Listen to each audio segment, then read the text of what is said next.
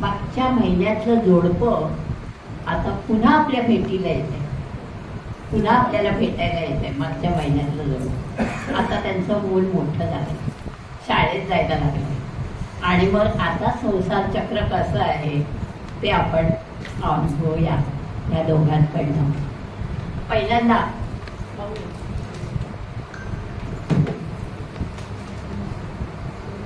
मुलगी अशी मुलं सुरेख बाई, लाडावून ठेवावी, लाडावून ठेवावी, अन बोलली ती ऐकावी.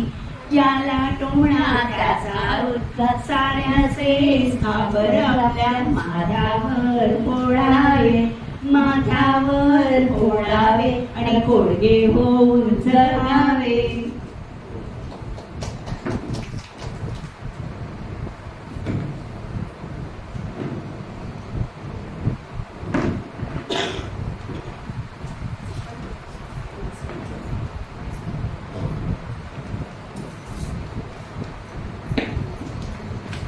बाहेर निघाला? हो. मग जाण्यापूर्वी एवढी एक सही करून जाणं. कशावर? राजूच्या प्रगती पुस्तकावर. वकिली करतेस त्याची? त्याला काय झालं होतं माझ्या समोर यायला? दिवसेंदिवस मी बघतोय कार्टा अगदी तुझ्यावर जात चाललाय. न बोलून शहाणपणा म्हणतात ना, त्यातला हा प्रकार. काय झालं एवढं रागवायला? मागच्या रविवारी मी तुम्हाला दोघांना एकमेकांना दाखवलं नव्हतं का? आता पुढच्या रविवारपर्यंत तुमची गाठभेट पडणार नाही म्हणून तोच म्हणाला. तू आणि तो आणि तू एका छापातून उतरला नुसते. हा ना, कुठे तू उनडतोय? बॅडमिंटनच्या टुर्नामेंट्सला आल्यात ना आता. बॅडमिंटन बुमला. इतके दिवस तू झारा घेऊन शटल कॉक मध्ये धावलीस, आता तू धावतोय माझ्यासारखा क्रिकेटर हो म्हटलं तर. तुमच्यासारखा म्हणजे नेहमी 2 या 3 रन बस असं होणार. हे तुझं बोलणंच त्यांना अचूक उचललंय. आत्ताच म्हणालात ना आम्ही दोघं न बोलून शहाणे आहोत म्हणून. शब्दात कबूल नकोस मला. तो अगदी सही सही तुझ्यावर गेलास असं म्हणायचं होतं मला. माझी हुशारी, माझा कामचूपणा, माझा देहवाद, सरळ स्वभाव, आमच्याकडला एकूण चटपटीतपणा. हे घ्या, घोटभर पाणी घेऊन घसा ओला करा आणि नंतर पुढच्या गुणांची यादी म्हणायला घ्या. माझे गुण राहू दे तूर्त. आता लेखानं परीक्षेत काय गुण उधळले ते बघतो.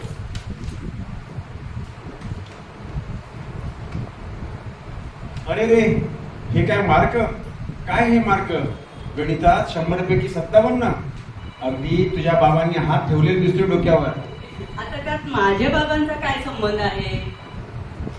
ते नाही का, रमी खेळताना काय टोटल चुकत एक्याचा 1 मार्क धरायचा की 10 इथपासून सुरुवात असते त्यांची. असू दे. हं, एवढ्या वयाला हौसेने खेळतात हे काय कमी आहे? बर, गणिताचं एक राहू दे. मराठी, हिंदी, इतिहास याचा तरी काय उजेड?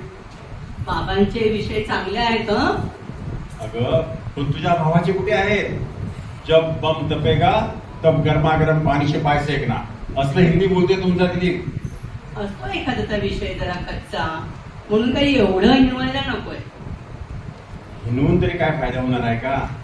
काही मनावर घेणार आहे का दिवटा? नाहीतर सगळं हसण्यावरही नाहीचा.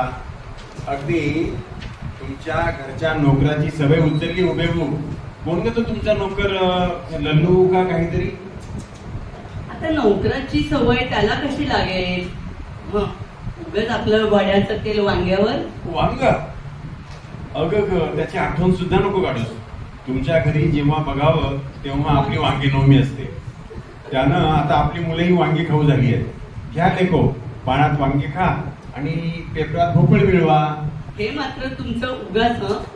एवढं काही वाईट मार्क नाहीयेत त्याला. तुम्ही असे तऱ्हाईतपणे वागताना म्हणून कोण टाळतं तुम्हाला. एक तर तो टाळतो, नाहीतर समोर आला तर म्युन्सिपाल्टीच्या विजेच्या खांबासारखा उभा राहतो. खांब सुद्धा असला तसं नाही, तुझ्या माहेरच्या घरासमोरचा खांबासारखा निर्विकार. गेली 15 वर्ष बघते काय हो सारखा माझा माहेरचा उद्धार करताय. आता विजेचे खांब काय तुमच्या आणि माझ्या घरासमोरचे वेगळे आहेत का?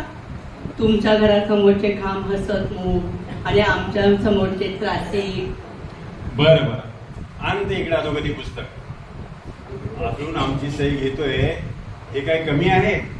पुष्कळ मान देत आहेत आम्हाला, आम्ही धन्य झालो.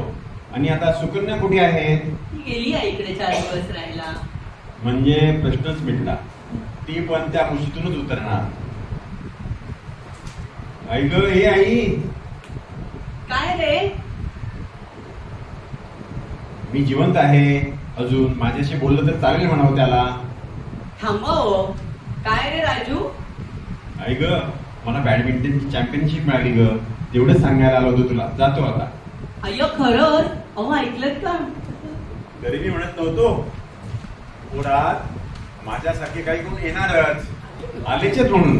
आफ्टर ऑल माझा चपटपणा, माझी नेमबाजी, माझं स्किल, माझं स्पोर्ट्समन स्पिरिट.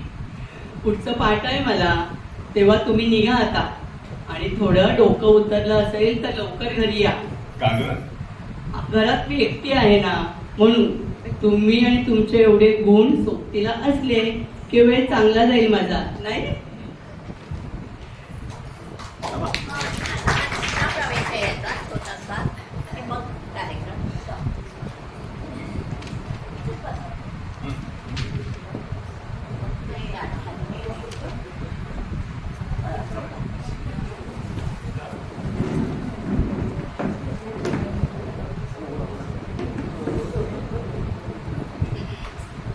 दुपारच्या वेळी साजणी घरात नव्हतं तिसरं कोणी. गप्पांना सुरुवात करावी कोणी. पेपर उघडलाय पतिदेवांनी, आता तरी नवरा बोलेल ग. संसारात लक्ष घालेल ग, गप्पांना रंग चढेल ग. नवऱ्या तुझी बायको बडबडी, बोलणं भांडावून सोडी. उघड पेपर खूपच डोकं, बायकोचं तोंड जसं रेडिओचं खोक.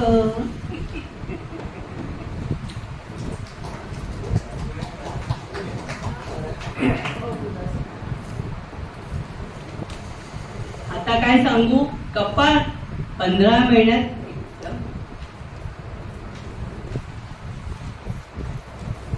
अहो, काल मला कोण भेटलं असेल? सांगा ना, कोण भेटलं असेल? मार्गारेट थॅचर भेटल्या होत्या. त्यांनी आणि मी 50 पैशाची कोथिंबीर जोडी अर्धी वाटून घेतली. मी काय म्हणालो का?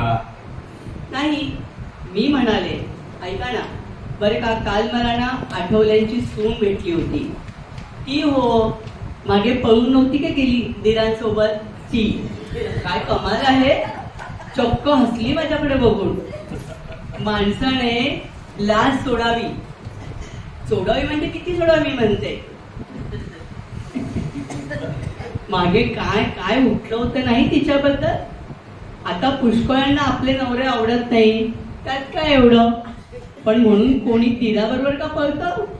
शिवाय हिचा नवरा इतका हा नव्हता. तुम्ही ओळखतात ना त्याला? कसा होता हो तो? कसा तरी तुम्हाला आठवत असेल, त्याच्या लग्नाच्या रिसेप्शनला गेलो होतो ना आपण, तेव्हा मी म्हटलं होतं की बायको त्याला डोई जडून ठरणार आहे. आणि तसंच झालं. काल सुद्धा सांगते काय, कसली ती चकचकी साडी, कानात एवढं लांब लांब. कानातलं कुठून घेतलं तिने कोणाला माहिती, पण नमुना खास होता. नाहीतरी सासूबाईंनी मला लग्नात दिलेलं कानातलं अगदीच मोडलंय. कोणाच्या लग्नात? आठवल्यांच्या. तर मी काय सांगत होते, मी तसलं कानातलं करू का? मजुरी लागेल खरी, पण सोनं आपलंच पुरून जाईल. किती? किलोभर का? नाही, मनभर. मनभर सोनं आहे घरामध्ये. तेव्हा आता तुम्हाला काही कामधंदा करायची जरूर नाही. घरातही तीळ मात्र लक्ष घालायला नकोय. तुम्ही फक्त पेपर वाचत बसा. प्रिंटेड अँड पब्लिश्ड ऍक्ट प्रमाणे सगळं वाचून काढा. एक संपला की दुसऱ्या हातात घ्या. आणि तू काय करतेस? मी वा, एवढा तरी प्रश्न पडला का तुम्हाला? धन्य झाले बाई मी. माझे कान पवित्र झाले, जीवनाचं सार्थक झालं.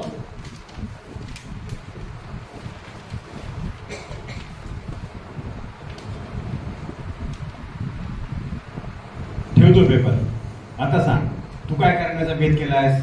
आठवल्यांच्या सोन्याला भेटायला जातेस की सोनार गाठतेस? काही नको, मी माझ्या मैत्रिणी गोळा करते. आणि मी काय करू? थॅचरबाई, जिग्नेसिने वांचू, मिखाईल गोबरचो, जॉर्ज बुश, बेन्झीर, झालंच तर व्ही.पी. सिंग, रणसिंगे, प्रेमदास, सगळ्यांना गोळा करत बसा तुम्हाला. मी जाते.